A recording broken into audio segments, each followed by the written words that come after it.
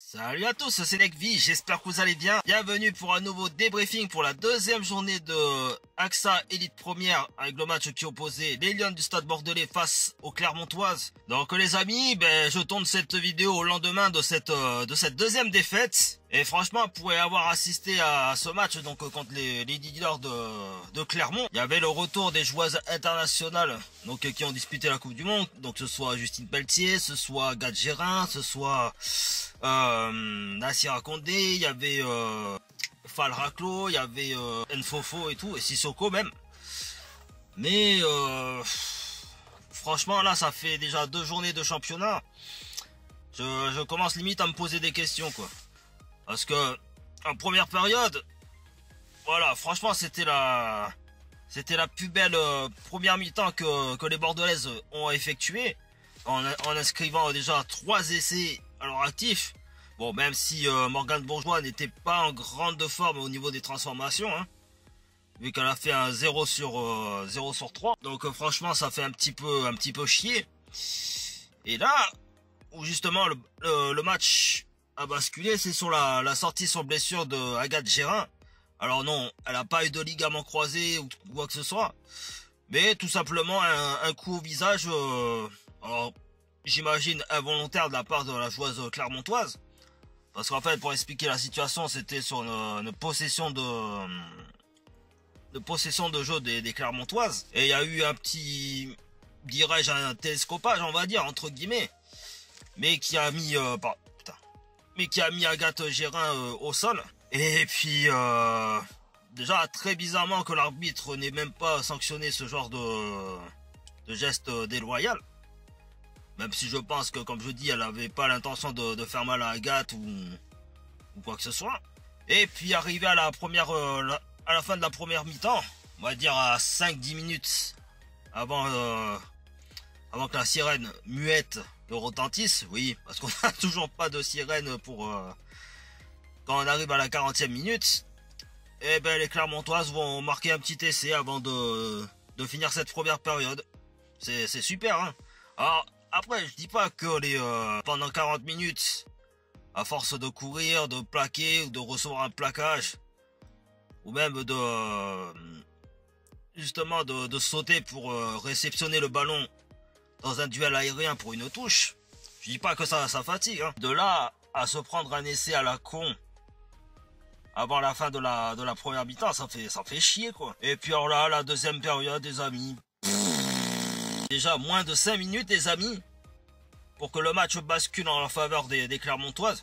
Donc suite au carton jaune de Marie Ibanez. Donc sur un plaquage haut il me semble. Mais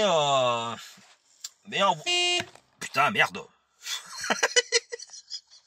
Et le truc c'est que voilà, à partir du moment où les Bordelais se sont retrouvés en infériorité numérique, elles étaient constamment fantomatiques à accumuler les erreurs, des fautes qui étaient stratégiquement bien calculées par les Clermontoises. Amener des pénalités pour aller chercher des pénales touches, et encore, là aussi ça avait été pas forcément bien trouvé par les Clermontoises la plupart du temps. Et puis là, après, voilà, comme je dis, il y a eu une petite pénalité qui a été ratée par la buteuse clermontoise. Donc on a été resté à juste 3 points d'écart. À force de réduire l'écart en deuxième mi-temps, ça a commencé à peser sur l'équipe bordelaise. Et puis arrivé un moment, ils se sont dit allez, on va accélérer notre jeu, on va être un peu plus agressif offensivement. Et puis voilà, ils se sont offert 3-4 essais, je crois, un truc comme ça. Donc ce qui forcément valide leur bonus offensif et qui permet encore une fois de garder leur objectif primordial d'être dans les 4 premiers au classement général. Donc voilà, que je rappelle, les 4 premières seront en demi-finale à la fin de la saison régulière. En ce qui concerne les Bordelaises, ça fait 2 matchs, comme je dis, que je regarde du championnat. Je me pose des questions. Alors, qui est justement des internationaux après la Coupe du Monde? Je dis pas, je veux dire, voilà, ça faisait quasiment un mois qu'elles n'avaient pas vu leur coéquipière du club, donc forcément, avec les entraînements et tout, les automatismes, mettent du temps à se construire. En fait, là, sur ces 2 journées de championnat, j'ai l'impression de ne pas avoir une équipe qui est triple fois championne de France. Alors, oui, je sais qu'il y a des absences de taille. D'ailleurs, un petit coucou à Carla Arbez qui était présente dans les tribunes. Avec une autre jeune Canadienne qui est Sarah Maud Lachance. Et il y avait d'autres joueuses. Il y avait l'ancienne bordelaise Julie Henry qui a pris sa retraite sportive cette année. Mais oui, après voilà, il y a des absences. Il y a aussi Anaël des Hayes. Parce que faut savoir une chose, c'est que dans les autres rencontres, et je prends par exemple le stade toulousain, parce qu'elles se sont imposées nettement contre justement les prochains adversaires des Bordelaises en déplacement à l'extérieur contre cette équipe lilloise. Il y a eu 49-7, un truc comme ça. Ou un peu plus, je crois, un truc comme ça, bon bref. Et en plus de ça, dans l'effectif, il y avait le retour de Pauline Bourdon-Census, il y avait Kelly Arbé, il y avait Charlotte Escudero. Donc, pour moi, il y a quand même un problème quelque part, quoi. C'est pas possible démarrer une saison difficilement comme ça. Alors après, je vais pas remettre en doute l'entraîneur du Stade Bordelais, monsieur Ratier. Parce que je pense que lui aussi, ce mauvais démarrage, ça doit un petit peu lui peser sur la conscience. Mais là, à force de perdre des points bêtement comme ça va être très difficile d'aller défendre ce bouclier.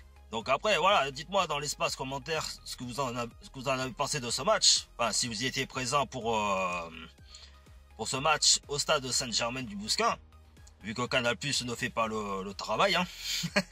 Et puis voilà, après pour les prochains adversaires, ce sera donc, je disais, les Lilloises à l'extérieur. Et d'ailleurs, ce dimanche, je serai de nouveau au stade de Saint-Germain-du-Bousquin pour revoir les espoirs qui, contrairement à leurs collègues de l'élite, font une très bonne saison, avec déjà 2 victoires d'affilée contre les Clermontoises et contre le stade toulousain, et qui va affronter justement cette équipe lilloise, donc Villeneuve, je crois, un truc comme ça. Donc voilà les amis, la vidéo touche à sa fin, j'espère que ça vous aura plu. Si c'est le cas, n'hésitez pas à vous abonner à ma chaîne de YouTube, à lâcher un gros pouce bleu, de me suivre sur ma page Facebook, Instagram et TikTok qui sont dans la description, et ainsi qu'activer la petite cloche pour être au courant de mes prochaines vidéos.